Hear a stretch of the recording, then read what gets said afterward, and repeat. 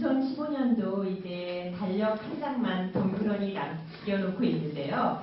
추운 날씨에도 부끄러운 대전을 찾아와 주신 여러분 환영합니다. 안녕하세요. 저는 오늘 동화작가 김종진입니다. 반갑습니다. 새로운 지식문화를 만들어가는 지식나눔 공동체 북프로의 대전, 오늘은 59번째 시간으로요. 국제교류 시선집 제1권 시와 자매 세계의 공동저자이신 김용재 시인님을 모시고 함께하겠습니다. 김용재 시인님 나와 계신데요. 여러분 박수 한번 보내주시죠. 감사합니다. 오늘 저자님과 함께 이야기를 풀어갈 패널 세 분이 나오셨는데요. 각자 자기 소개해 주시기 바랍니다. 예, 불만 잘 붙이는 활활 타오르는 그래도 묵은 광소입니다. 누구보다도 김용재 대표 저자님을 가장 잘한다고 자부하고 있는 그림자 시인 전민입니다. 너무 멋있어요. 안녕하세요. 대학의 학생들을 가르치고 있습니다. 영원한 언니예요. 정미선입니다. 반갑습니다.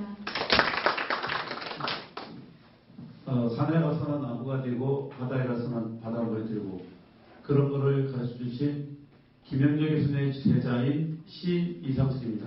와!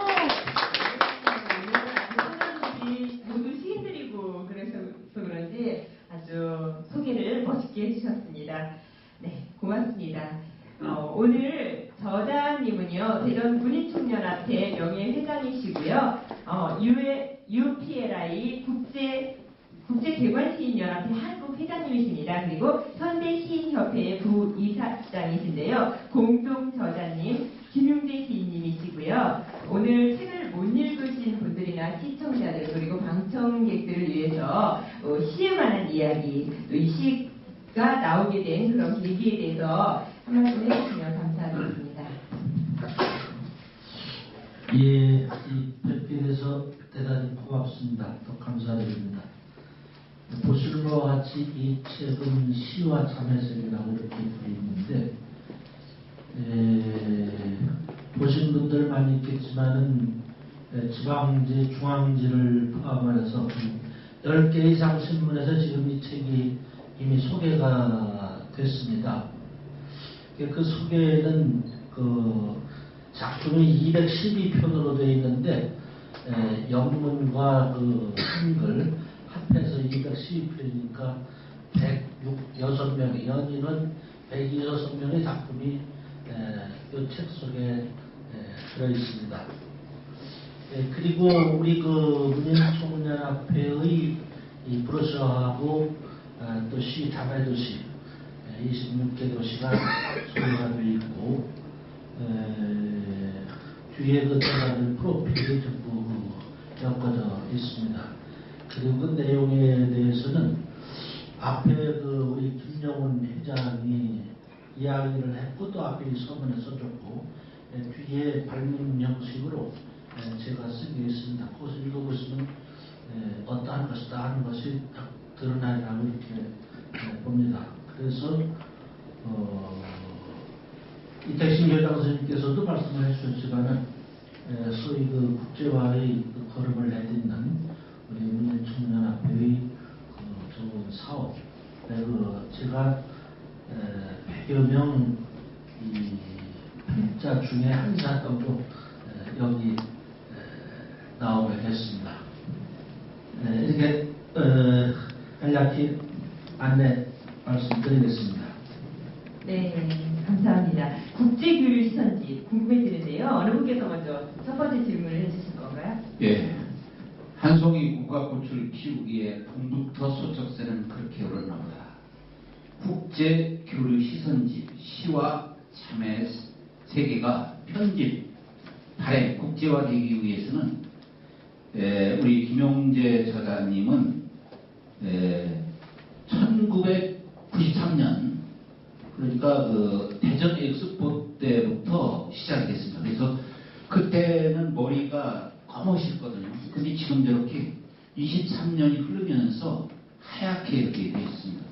그때 나온 책들을 제가 보관했다가 가지고 나왔습니다. 23년 전에 나온 겁니다. 요런 책이죠. 요게 전부 다 영문으로 번역돼서 김용재 저자님께서 그때 만드신 책들입니다. 그 다음에 뭐 아시아의 시인들 해가지고 그 세계 시인들이 이 엑스포 때 그 낸 작품과 우리 대전에 있는 시인들도 여기 많이 참여가 됐습니다. 그래서 이때가 벌써 국제 교류가 시작이 됐던 그 첫 번째가 아닌가 그런 생각이 듭니다. 거기에 대해서 그때 만드신 책들이 이외에도 많이 있습니다. 말씀 좀 부탁드리겠습니다. 예, 그 소개하라는 그런 내용 같은데 전민 씨하고 저하고는 무인 옆에 같이 일을 했습니다. 그 당시 그 93년도에 엑스포를 대전에서 개최를 했는데 그 엑스포 개최를 해서 대전이 10년 내지 20년 앞당겨 발전했다고 하는 이런 얘기가 있듯이 거기에 뜻을 맞춰서 그 당시에도 우리 그 상징탑인 한비탑과 별무리 노래라고 하는 이러한 책을 국문판으로 10,000부를 발행하고 영문판으로 5,000부를 발행을 했습니다. 그 당시로는 대전으로서는 어마어마한 큰 일이었죠. 그 6명의 그 전문 번역가들이 붙어서 그때는 제가 또 현직에 있었기 때문에 같이 협조해서 일할 수 있는 분들이 또 여건이 좀 좋았습니다. 그렇게 해서 그 책을 발행하고 마침 그 당시 그 서울에서 아시아 시인대가 있었는데 아시아 시인대에 참여한 분들을 한 이 차량으로 2차 버스로 그러니까 70몇 명이었는데 80명 이렇게 되는 인원이죠. 전부 초대를 해가지고 우리 엑스포 구경을 시키고 우리 이 환경과 문화라는 국제 세미나에 참여를 시켜서 그 세미나에 그 신앙송회도 큰 행사를 벌였습니다. 또 그 아시아 시인들이라는 그 책에 우리 대전 시인들을 93을 기념하는 93명을 선발을 해서 제3부로 그 책에 엑스포 도시의 시인들 이렇게 이 챕터를 하나 만들어 가지고 그 책에 수록을 한 것이 바로 이 책이었습니다. 그래서 그 두 가지 책이 우리 대전을 소개하는 우리 대전 문인들을 소개하는 아주 좋은 자료가 되어 있고 그 뒤에도 그 시애틀 등에서 우리 대전과의 교류 시절 이런 것들이 나오게 됐습니다. 이상 이 정도 말씀드리죠.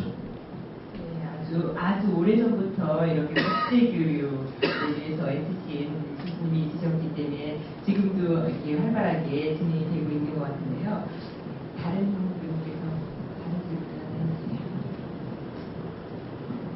제가 이번에 이 책 번역 일을 좀 하면서 이게 쉬운 일이 아니다 이런 생각이 들었었어요. 근데 23년 전에 그런 큰 일을 하셨다고 하시니까 교수님 스케일이 다시 한번 엄청나시구나 이런 생각이 들었습니다. 그럼 그 당시에 1993년인데 직접적인 그러한 책을 소설해야겠다 하는 어떤 동기, 그다음에 그거에 대한 이 협회에 있어서의 어떤 의미 이런 게 있을 것 같은데 어떤 게 있죠?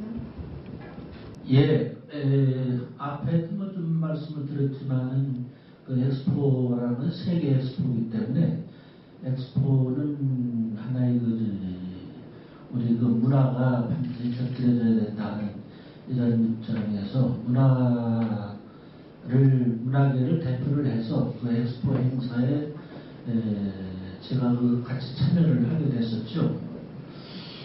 그래가지고 이것을 아무래도 이 대전을 알리고 대전 문화를 알리고 하는 것은 작품을 통해서 그 당시 작품도 시뿐만 아니라 산문도 15편 이렇게 수록을 했는데 주로 그 에세이 유형이죠. 에세이인데 전부 이 대전을 소재로 한 또는 대전을 주제로 한 이런 글들을 실었습니다. 그래서 이 앞에서 말씀드렸지만은 세미나니 우리 책 만드는 거니 전부 국제화, 세계화 이쪽으로 좀 발을 뻗어보자. 이렇게 해서 당시는 상당히 국내 도시 중에서 앞선 그런 입장이었습니다. 이 엑스포 자체가 각 도시에서 서로 유치하려고 상당히 경쟁도 심했고 우리 대전이 상당한 그 유리한 위치에서 이 일을 하게 됐고 또 이 발전을 앞당기게 된 거기에 발맞춰서 이 문화사업이 이루어진다고 이렇게 좀 볼 수가 있겠습니다. 네. 또 이어서 다른 분이 해주시겠어요? 제가 하겠습니다. 번역은 제2의 창작이라고 할 만큼 상당히 어려운 작업이라고 생각이 듭니다. 외국말을 우리말을 바꾸고 또 우리말을 외국말로 바꿔서 할 때 문화와 언어가 많은 차이가 있을 텐데 그에 따라서 여러 가지 어떤 난관이 있었고 재미난 것도 있었을 거라 생각이 듭니다. 그 어떤 에피소드가 있다면 어떤 에피소드를 한번 들려줬으면 좋겠습니다. 예, 이 번역은 이 전문으로 하는 우리 정미선 박사가 옆에 있습니다만 대부분의 사람들이 잘 안 하려고 합니다. 그것이 이제 왜 그러냐 하면은 이 번역이라는 것이 번역을 하려고 하는 상대방 언어와 자국 언어를 두 개를 다 능통한 소위 이 마일링리스트가 되어야 이 번역을 할 수 있는 입장이 됩니다. 언어를 잘 한다고 하더라도 이 언어와 그 상대방 나라 또 자국 나라의 문화 이 문화를 또 잘 알아야만이 이 번역이 가능합니다. 그리고 이것을 그 전문적으로 연구를 한다거나 공부를 별도로 해야만이 됩니다.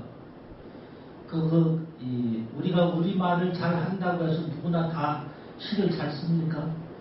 그렇지 않죠. 영어를 잘 한다고 해서 영어 시를 잘 쓰고 영어 문장을 잘 다루고 이렇게 되지 않죠. 이 언어를 알고 문화를 잘 알고 그리고 그 언어의 그 뉘앙스 문화의 그 깊숙한 이런 부분을 알아야만 됩니다. 그래서 그 양계국어를 이렇게 하다 보면은 소위 문화상으로 잘 파악이 안 되는 부분들이 참 많이 있죠. 비근한 예를 들면은 우리가 흔히 하는 말로 귀에 못이 박히도록 많이 들었다 이런 말 번역을 하라면 잘 안 됩니다. 귀에다가 못 박으면 죽기 마련인데 이런 거 잘 안 됩니다. 그 나라 유일한 어떤 속담사전이라든가 언어, 속어 이런 것들까지 좀 알아야만 사전에 없는 이런 말들이 참 많이 있습니다. 그래서 그러한 그 어려움이 있기 때문에 주로 그런 말 가지고 여담을 하면서 참 그 번역하는 사람들도 웃지 못할 그런 이야기들이 참 많이 있습니다. 실제적으로 그 언어의 이 차이에서 그 뉘앙스에서 오는 그런 거라고 생각을 합니다. 그런 정도 말씀을 드리겠습니다. 귀에 못이 박히도록 이런 걸 번역하려면 굉장히 어려울 것 같아요. 파랗다 이걸 하나를 가지고 푸르다, 퍼렇다, 시푸르둥둥하다 여러 가지로 쓰는 어떤 그런 해석하기도 외국인들이 어려울 것 같은데요. 이 번역하고 관계된 것에 대해서 질문해 주실 분 계신가요? 예. 한국 문학이 아직 노벨상을 받지 못한 이유는 작품이 좋아서 나빠서가 아니고 번역을 하는데 한국을 한다고 볼 수 있습니다. 거기다 이제 국력, 요까지도 이렇게 보는데 특히 시를 번역할 때 어려움이 굉장히 많을 겁니다. 지금 하신 말씀대로 임의 침묵을 번역을 하셨더라고요. 임의 침묵, 한용원의. 그 다음에 김대현 선생님이 그 강이라는 시가 짧아요. 그런 거를 번역하려면 굉장히 힘들 것 같아요. 그런 때의 어려움, 이런 것을 조금만 더 말씀을 해주시죠. 내내 이제 번역을 하면서 거듭 말씀드리는 것인데,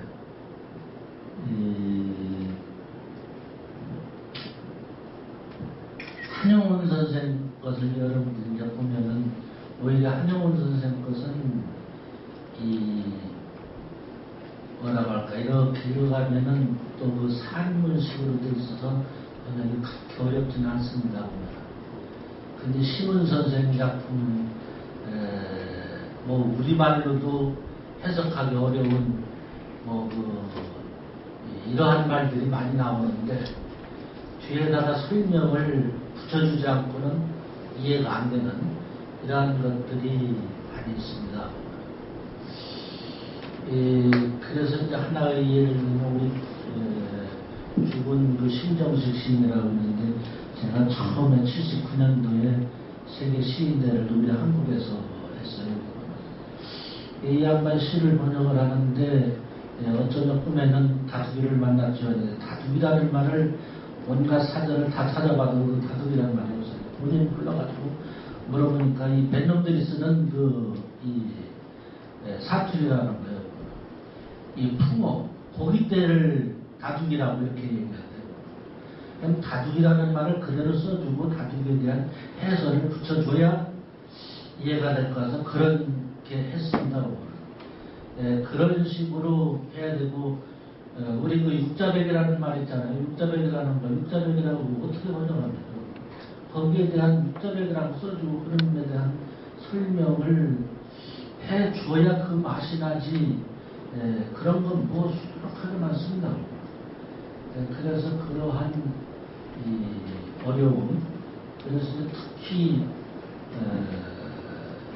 이 다른 나라 말고 영어로 이렇게 번역을 해보면은 우리 시인들이 쓰는 그 문장이 우리는 주어 없이도 목적 없이도 말을 얼마든지 많이 해나가잖아요. 근데 영어로 번역을 하려면은 그걸 또 밝혀줘야 되는데 그런 건 찾기도 힘든 경우가 많이 있습니다. 그래서 한마디로 얘기해서 조금 실하게 얘기하면은 이 영어로 그대로 번역을 하려면 안 되는, 그래서 우리 시를 별도 해석을 해가지고 그 감정을 자기대로 해석을 해서 이렇게 번역을 해야 되는 경우가 수두룩합니다. 그 언어상에는 그러한 그 어려움이 많이 있죠. 특히 우리 그 고유어, 언어라는 것이 의미가 변해가는 것이 있고 또 새로이 생성하는 것이 있고, 우리가 같은 우리나라 말에는 지금 이 컴퓨터 용어 이건 저 반도 모릅니다. 무조건 그 영어로 번역을 해달라고 하면은 우리말로도 모르는데 어떻게 이 영어 번역이 됩니까? 이런 것들이 많이 되거든요. 그래서 그러한 이 어려움이 있어 그걸 하다 보면은 그냥 어떤 상당한 이 창작이라는 말이 있듯이 그런 창작 의욕이 있지 않으면은 어려움이 따른다는 것을 거듭 말씀드릴 수밖에 없네요. 네, 시는 외국어로 번역하면서 이해 창작이라고 한다는 그런 말하고 같은 거죠? 그렇습니다. 네. 다른 질문. 그래서 번역가 역할을 하셨던 우리 정렬 교수님한테 이거와 연관되어서 시 작품을 가지고 한번 사례를 한번 들어봤으면 좋겠습니다. 저 같은 저는 이번에 이제 번역을 하면서 제가 느꼈던 것 중에 하나가 그러니까 외국 시를 제가 번역을 했는데요. 이 시인은 이 글을 통해서 무엇을 담고 싶었을까? 그거를 먼저 파악하는 게 굉장히 중요했었어요. 그리고 중요한 그걸 잡은 다음에 그럼 이것을 우리말로 표현했을 때 방금 말씀하신 것처럼 어떻게 표현할 수 있을까? 그럴 때는 번역을 하는 사람이 어떤 삶의 경험이라든지 그다음에 그 경험, 그다음에 깊이, 철학, 그다음에 어떤 언어적인 능력 이런 게 상당히 많이 필요하더라고요. 그래서 그런 부분에서는 제가 적격자일까 제대로 갖고 있나 이런 사실 욕심을 많이 갖고 시작을 했는데 시중에 지금 책을 갖고 계시니까 보시면 아시겠죠. 192페이지를 보시면요. 그 너무나 큰 잔디를 난 노래부리라는 시가 있어요. 알드나 시인의 시인데요. 192페이지입니다. 이 시인이 그 시의 내용을 그냥 이렇게 영어로 보시면 So blue, your shirt is so blue, when it's on the spring 이렇게 나와 있어요. 그래서 이걸 그냥 직역을 하면 너무 푸르고 너의 셔츠도 너무 푸르고 많은 태양들이 솟아나고 이런 식으로 돼요. 근데 이 시인이 담고 싶은 건 그게 아니었던 것 같아요. 전체적으로 보니까 개구리가 봄에 이제 그 추운 겨울에 날씨가 따뜻해져서 얼음이 풀려요. 그리고 개구리가 어딘가 숨어있다가 동네에서 깨어서 펄짝 뛰어오르는 그런 느낌을 줘야 되는 거더라고요. 그래서 이 시도 끝에 보면 스프링 하고서는 봄이 펄짝 뛰어올라와요. 영어에서. 자, 이 시인이 담고 싶은 건 이런 생동감이었던 것 같아요. 이 시인은 여기 느낌을 담고 싶었던 거죠. 그래서 저는 이제 번역을 할 때 이거 그냥 파랗다. 아까 말씀하신 것처럼 파랗다, 푸르다 뭐 여러 가지 있다고 하는데 우리말에서는 푸르다라는 표현에 그 그린과 비료를 다 쓰거든요. 근데 이걸 어떻게 옮겨야 되는가? 뒤에 이제 그리드 나오기 때문에 그러다가 우리가 너무 이제 심상에서 파랗다고 느끼면 파랗고 이렇게 얘기를 하잖아. 너무 파랗다. 정말 파랗다. 와 정말 눈이 부시게 파래 이렇게 표현을 하지 않아요? 그래서 저는 이제 그걸 비슷하게 담아서 너무 파랗다. 그대의 셔츠는 너무 파랗다.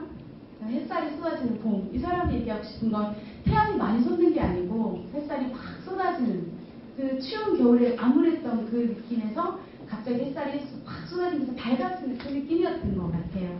그래서 이걸 옮기는 과정에서 제가 이 시인 덕분에 기뻐지는 것 같았고 그래서 이러한 좋은 시를 번역하게 해주신 교수님께 너무 감사하다는 생각을 많이 했습니다. 너무 박수 한번 쳐주시고요.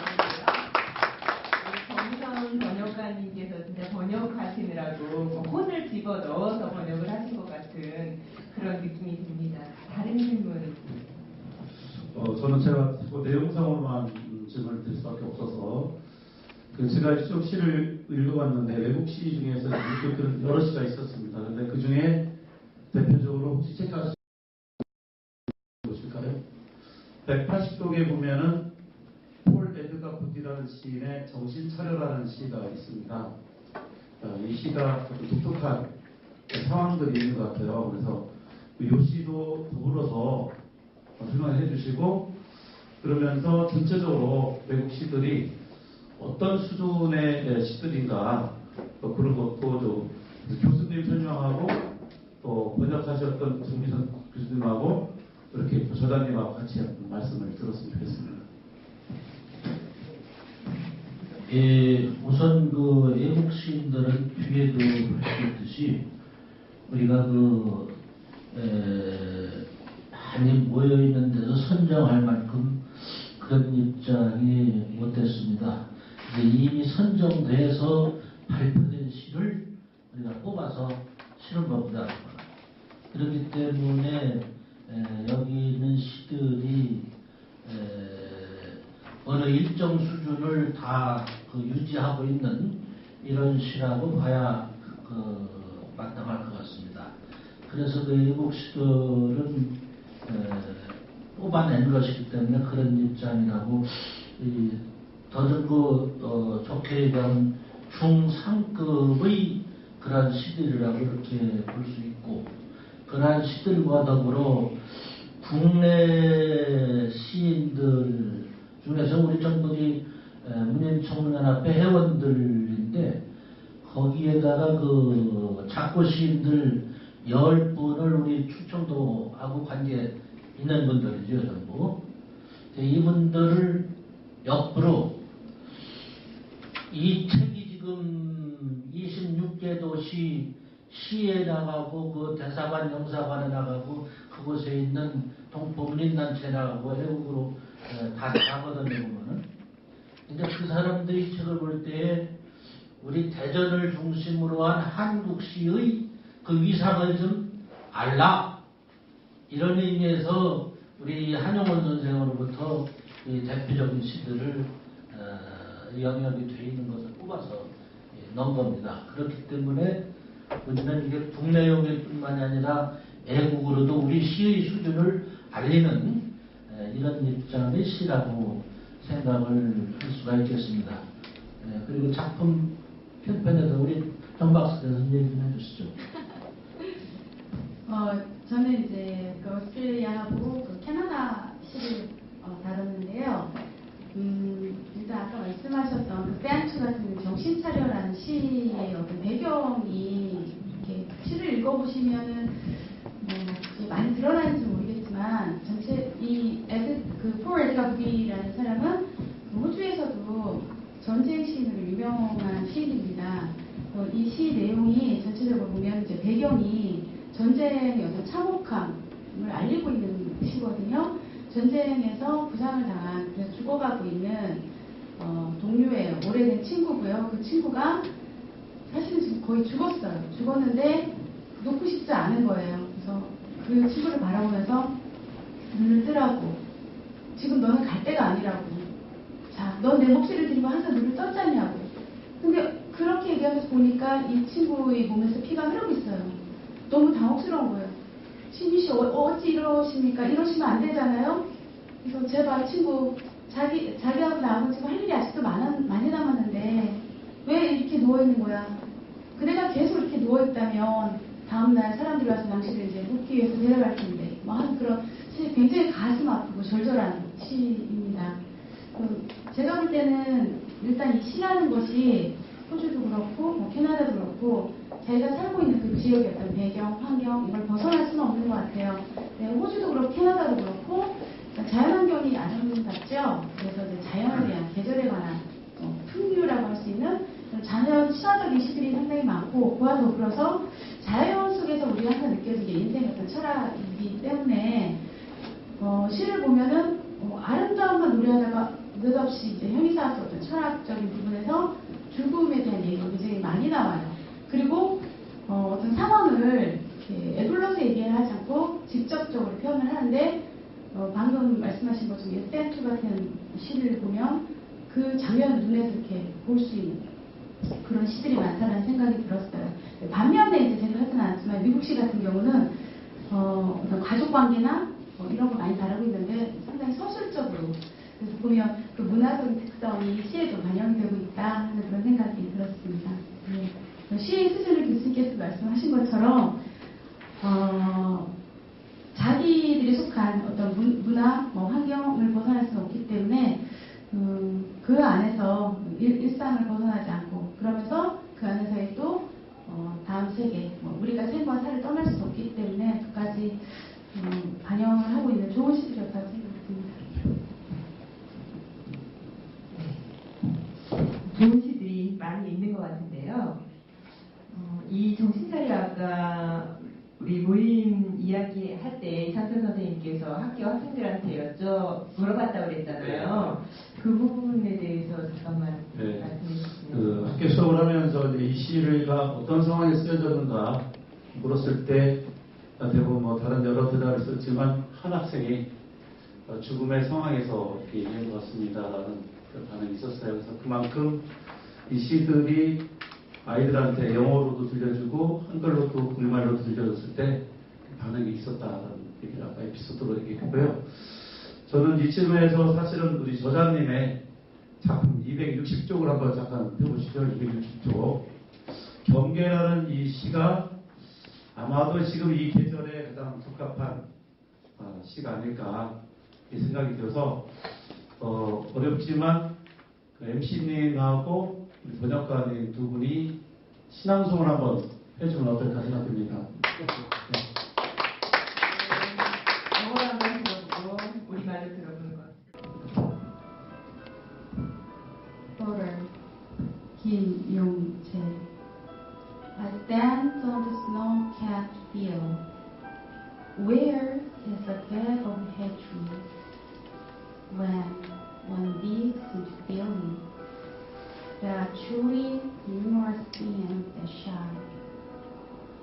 coral things are shrouded by white wands. White things meet the sunlight, rolled together naked.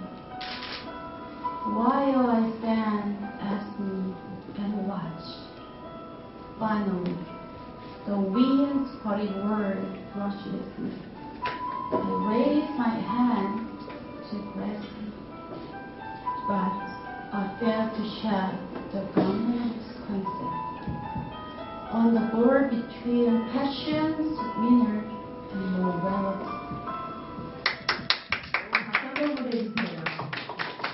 느낌이 오는 것 같아요. 번역을 하신 선생님께서 읽어주셔서 그런지. 너무 행복해요. 행복하시군요. 네, 감사합니다. 이번에 제가 우리말로 읽어드리겠습니다. 경계, 김용재. 눈 쌓인 들판에 서봅니다. 미움의 틈새 어디 있습니까? 느낌 속으로 파고들면 빛나는 것 참 많습니다. 추운 것은 흰 것에 감싸이고 흰 것은 햇빛과 만나 맨살로 함께 뒹굽니다. 우두커니 서서 구경하다가 마침내 스치는 바람의 속말 움켜쥐려 손을 쳐듭니다. 그래도 관념의 옷 벗지 못합니다. 열망의 겨울과 인륜의 경계에서. 멋있어요. 네, 노벨상 수상작품 읽어봐도 비슷해요. 그래서 가장 한국적인 거, 그 다음에 우리 감정에 맞는 시, 이런 시가 앞으로 노벨상을 받을 수 있을 것 같은 생각이 듭니다. 소재가 세계화라든지 너무 크게 크면 안 되기 때문에 가장 한국적이고 가장 감정이 우리에 맞는 거. 앞으로 노벨상 한번 도전해 보시죠. 그리고 앞으로 노벨상 우리나라에서 나올 것 같습니까? 우리 어떻게 좀 한번 좀 전망 좀 한번 해보세요. 좀 아직 안 나오고 있는데. 예, 노벨상에 대한 전망 그 맥을 좀 알아야 되는데 우선 그 노벨을 탄생시킨 나라가 스웨덴 뭡니까 그 노벨이라는 사람이 다이너마이트 발명자 아닙니까? 제가 생각하기에는 이 주제도 좀 이 다이나믹한 이러한 주제를 선정을 해야 될 것 같습니다.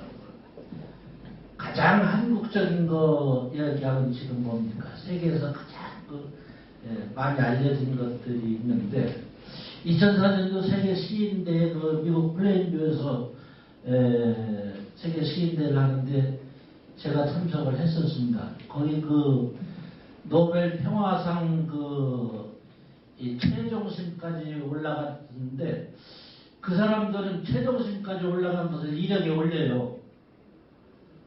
우리 운동으로 말하면 준우승 아닙니까? 최종심 올라간 것이. 그러니까 파이널리스트라고 해가지고 그걸 이력으로 올려요. 메릴 런치라고 하는 머리가 하얀 여류 시인인데 한국에서 노벨 문학상이 나와야 되는데 왜 안 나오냐? 작품을 안 써서 그런 거 아니냐? 왜 한국에서 나와야 하냐면은 이 분단국이 세계적으로 하는데 이 분단을 주제로 한 이 문제를 다뤄서 작품을 쓰면은 노벨상이 나올 수밖에 없다는 거예요. 그건 이렇게 좀 보편적이면서도 다이나믹한.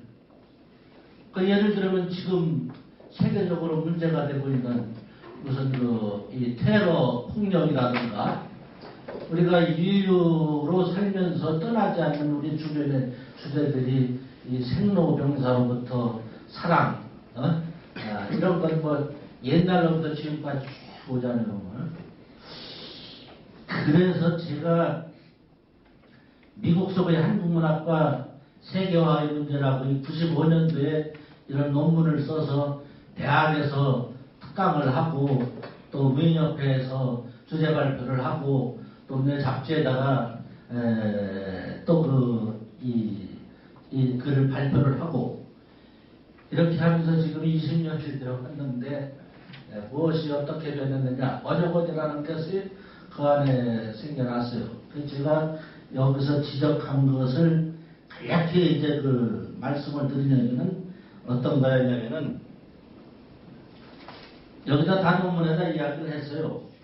그래서 그 주제를 우리 한국 같으면 남북분단 문제, 일본의 지진 문제, 폭력, 테러, 전쟁, 마약 범죄, 환경오염 적어도 이제 이러한 인류 보편적이면서도 문제시되는 이런 것들이 주제로 나와야 되고 그 다음에는 이 번역 문제 해결이 안 되면은 노벨상 100년가도 안 나옵니다.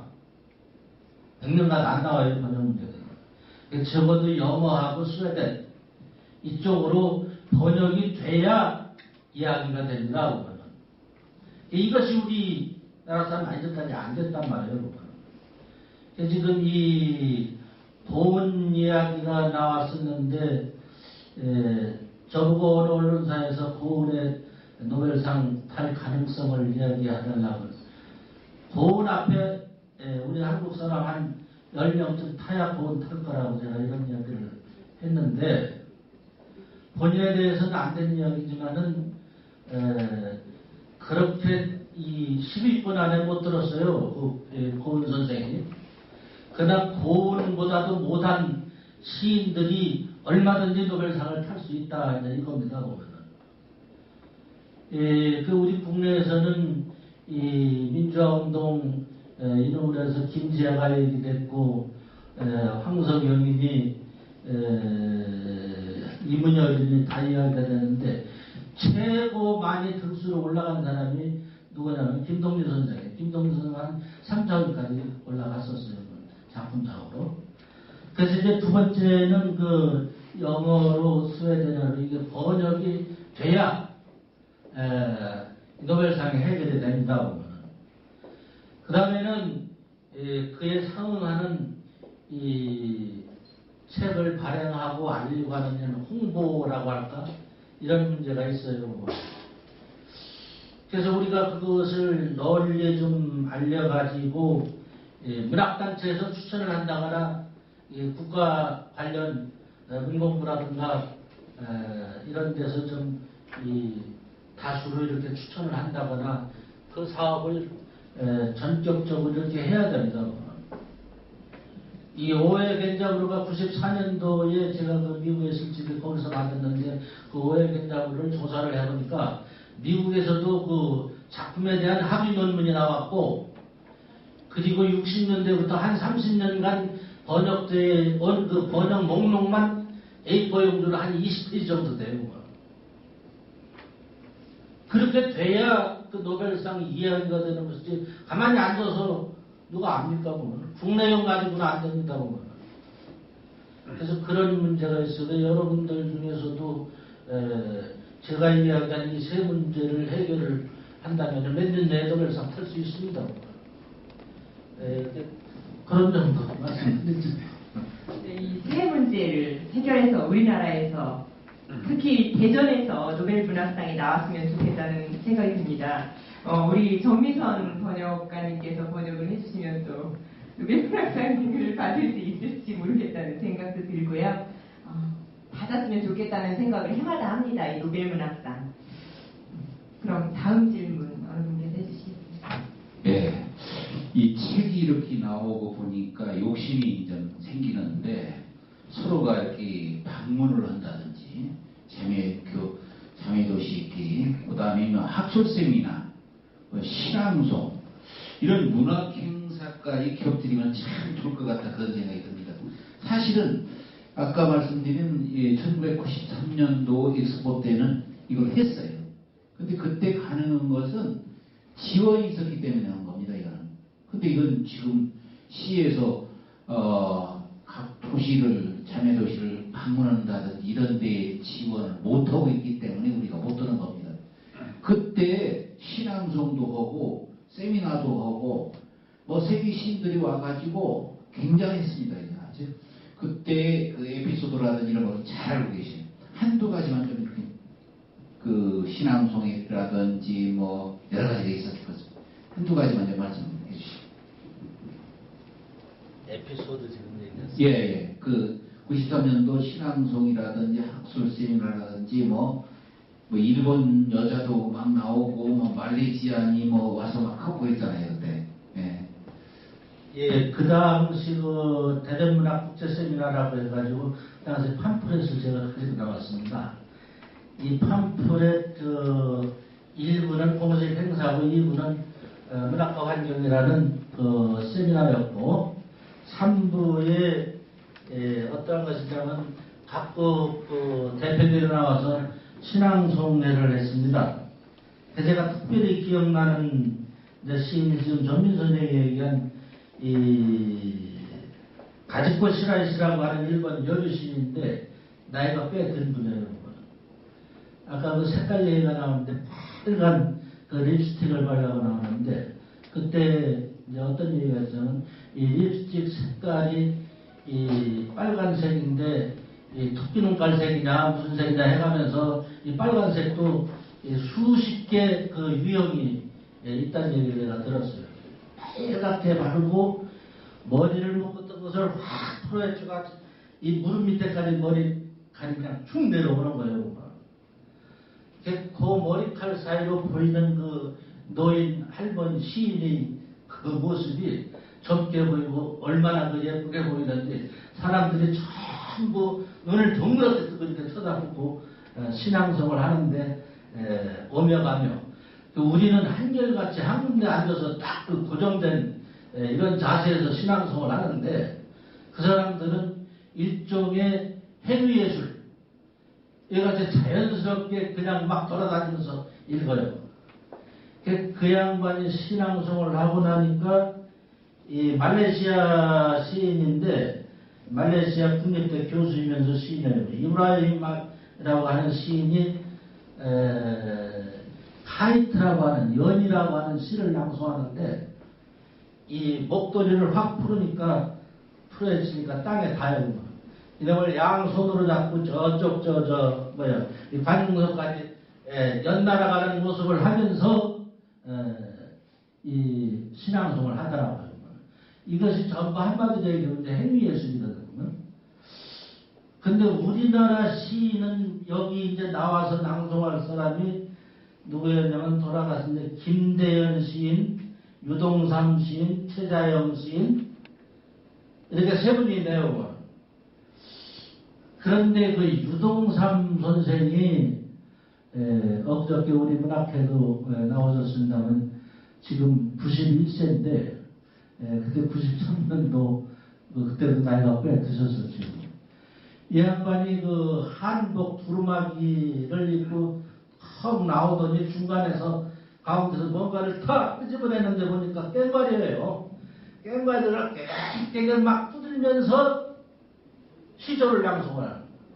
시조 창을 하는 거예요.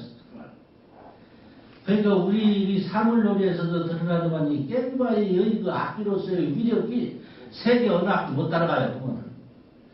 이러니까 거기 전부 집중이 돼가지고 우리나라 사람들 전부 한 군데 빳빳이 서서 신앙송 하는데 어떡하나 속으로 걱정을 했는데 유동삼 선생이 그 좌중을 그냥 싹 해결을 해줬어요. 근데 엊그저께 우리 그 문학회하는데 나오셔가지고 축사하라 그러니까 이 아리랑 보기에 맞춰서 이 노래를 하더라고요. 91세신데 우리도 그냥 무슨 지방이다 지역이다 뭐 안 된다 뭐 전부 이 서울한테 점유권을 뺏기고 완전히 안 된다 할 게 아니라 우리가 중심이 돼서 전 세계적으로 어떤 울림을 보낼 수 있지 않냐 저는 이런 희망을 가지고 생활을 하고 있습니다. 네, 저도 그날 유동삼 선생님 그 시조창 노래 부르는 거 들었거든요. 정말 멋있다는 생각이 들었는데 꽹과리를 치고 막 이러면서 신앙송을 했다 아주 오래전에. 저도 신앙송하는 사람이지만 참 그때 한번 돌아와서 보고 싶다라는 생각도 드는데요. 대전시에서 좀 지원 좀 많이 해주셔서 더 이런 발전된 신앙송이나 이런 교류가 있었으면 좋겠다는 생각이 듭니다. 그런 맥락에서 질문이 또 들어갈 수밖에 없는데요. 338쪽에 보면은 편지 표기에 이런 그 표현이 있습니다. 중간 부분에 혹시 책 펴신 분을 보시면 대전 사람 아웃사이더의 가슴에 붙은 냉기, 그 치유의 방법을 다시 모색해본다. 이 부분이 약간의 어떤 그 냉기라는 표현도 그렇고 아웃사이더라는 표현도 그렇고 또 치유의 방법을 모색해본다는 표현도 그렇고 그래서 이런 표현들을 쓴 까닭이 있을 것 같은데요. 그 까닭 좀 한번 말씀해 주셨으면 좋겠습니다.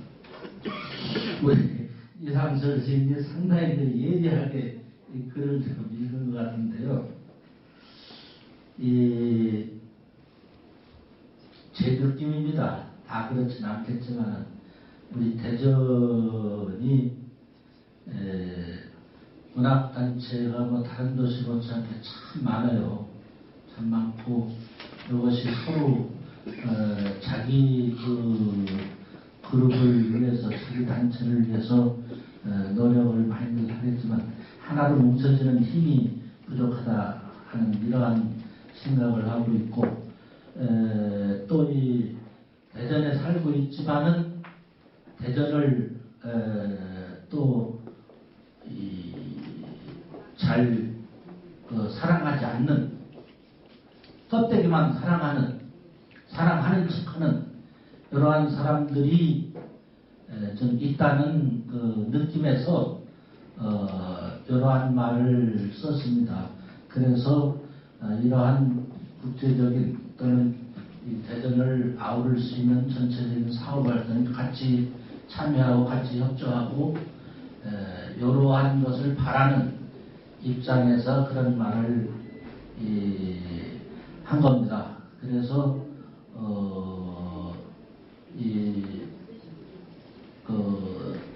자기 쪽만을 생각한 것이 아니라 우리 전체적인 하나의 모둠체로서의 그러한 정신을 좀 대전에서도 힘을 합해보자 하는 이러한 뜻에서 이런 말을 했습니다. 그냥 좋게 이해를 해주면 될 것 같아요.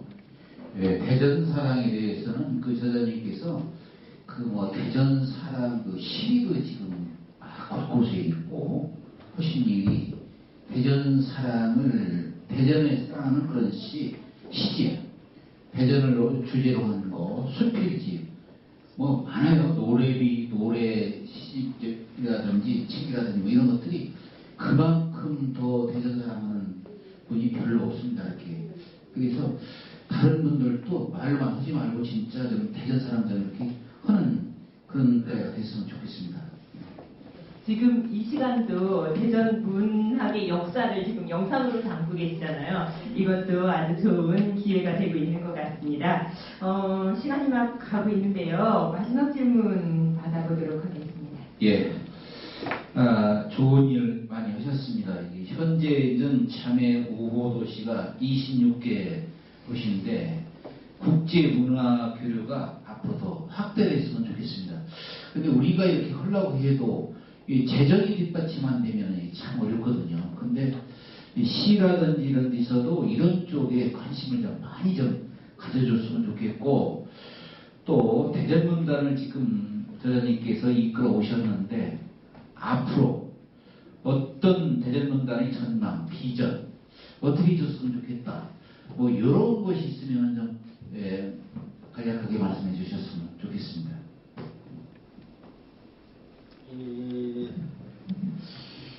우리 이 전민 시인이 지금 호서문학회 회장을 하고 있습니다. 이 호서문학회는 1952년도에 창간된 우리나라 가장 현존하는 가장 오래된 문학회입니다. 대한민국 현존 문학 잡지 문학단체 중에서 가장 오래된 것이 대전에 있습니다. 그 회장이 우리 전민 시인이에요. 그리고 이 필진, 호성문학 필진을 보세요. 전국 어디서 내놔도 뒤떨어지지 않습니다. 그리고 우리 김영훈 회장이 이끄는 대전문인 총연합회 지금 전국권을 강타하고 국제화로 지금 들어가 있어요. 국제관계를 문학시대만큼 우리 한국문학시대만큼 다뤄내는 데가 거의 없어요. 우리 대한민국에서. 그러면 이런 두 단체가 우리 대전에서 살아있는 한 대전의 전망이 상당히 밝지 않느냐. 물론 다른 좋은 여러 단체들 많이 있습니다. 그래서 우리 또 여러분들 이 프로필을 전부 붙여놨습니다만 이 번역진들 한번 보세요. 전부 이 국제적인 멤버들입니다. 보면은 우리 이 한국 팬클럽 가끔 연락을 받습니다만은 거기에서 해도 아마 이만큼 하기 힘들 겁니다. 힘들어요, 실제적으로. 그래서 이것을 참 뭉칠 수 있고 서로 가동할 수 있는 이러한 이 재정적인 힘과 서로 어우러드는 이런 힘이 작용한다면은 국내에서뿐만이 아니라 소위 국제화 시대에 우리가 앞설 수 있는 이러한 입장에 대의하고 저는 밝게 희망을 가지고 있습니다. 잘 대의하고 봅니다. 끝으로 이 책을 읽으시는 분들께 당부의 말씀이나 지금까지 못다한 말씀을 한 말씀 해주시면 고맙겠습니다. 늘 문학이 태어날 때부터 죽도록 덜 가난하기만 해야 되느냐. 그래서는 안 되겠죠. 그래서 문학의 살 길은 우선 작품으로 말해야 되지 않느냐. 이건 평범한 이야기입니다만은 문학은 역시 작품으로 이야기를 해야 되고 작품이 좋으면은 또 독자가 있기 마련입니다. 문인의 입장에서는 좋은 작품 쓰도록 노력을 해야 되고 독자의 입장에서는 누가 어느 시를 썼는지 무슨 책이 나왔는지 전혀 관심 없는 사람들 우리 주변에 참 많이 있잖아요. 소위 문화에 대한 관심이 없는 이것을 자꾸 우리가 전환을 시키고 끌어들이고 하는 것도 또 한편의 책임입니다.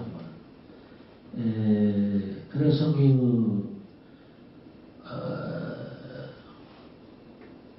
좋은 글이 있으면 찾아 읽고 좋은 책이 있으면 찾아 읽고 할 수 있는 이러한 작가의 입장에서는 좋은 책을 좋은 작품을 써야 되고 독자의 입장에서는 그걸 열심히 읽고 또 이런 낭송회라든가 출판기념회나 이런 거 제가 가끔 정치인들하고 비교를 해보는데 정치인들은 출판기념회 하면은 돈 버는 출판기념회고 우리는 밥도 사줘야 되고 책도 그냥 줘야 되고 무슨 제재사람 같이 늘 이렇게만 해야 되느냐.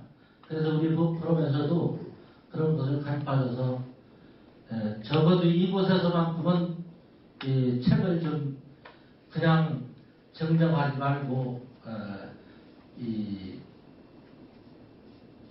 파는 그런 입장으로 하자. 이것을 좀 개선해 나가자.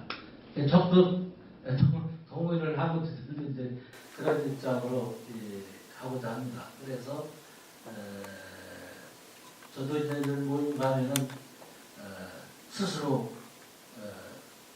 이 책값을 내고 저 정치인들 모임에 가서 가면은 그냥 한 권값 이렇게 내고 알아요. 10번 이렇게 사가지고 와요. 여기 시장, 국회의원 뭐 하는 사람들 제가 빠진 사람 거의 없어요. 가면은 꼭 10번 사들고 차 한 잔 마시고 이렇게 온다고. 근데 그 사람들 오면은 전부 책 그냥 주고 밥 먹여주고 또 오라고 한 사람은 경우에 따라서는 처리도 주고 왜 이렇게 오란단 말이에요. 이게 조금 좀 바꿔야 되지 않나 이런 생각도 한번 해봅니다. 네, 문화에 대한 사랑이 더 커졌으면 좋겠다는 생각이 듭니다.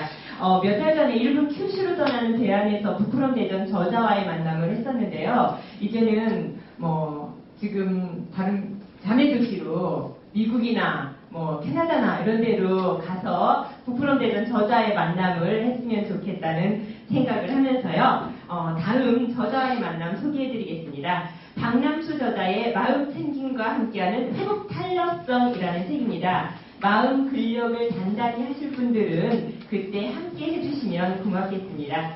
부끄럼 대전 저자와의 만남은 세종TV, 유튜브 그리고 페이스북 등에서 다시 볼 수 있습니다.